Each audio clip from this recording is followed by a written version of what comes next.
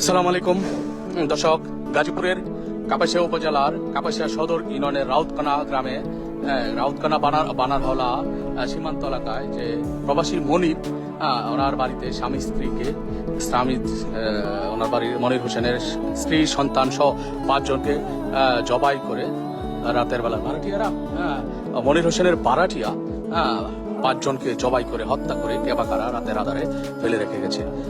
এই যে অবস্থা দেখুন, কি একটা নির্মমতা, যা না দেখলে, চোখে না দেখলে কোনোভাবেই বোঝার উপায় নেই। দর্শক আপনারা দেখতে থাকুন।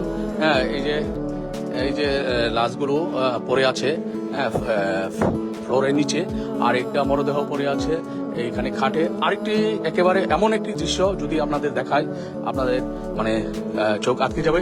এই যে দেখুন, একজন এই কি মহিলা একজন নারীকে কিভাবে জানালার পাশে বেঁধে রেখে মেরে মৃত্যু নিশ্চিত করে তারপর চলে গেছে। পাশে কিন্তু অনেক রক্ত পড়ে আছে।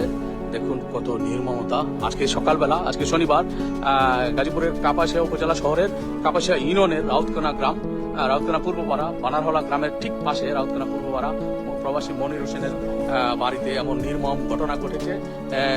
মনির হোসেনের বাড়ির ভাড়াটিয়ারা এদেরকে রাতের আধারে কেবাকারা মেরে ফেলে জবাই করে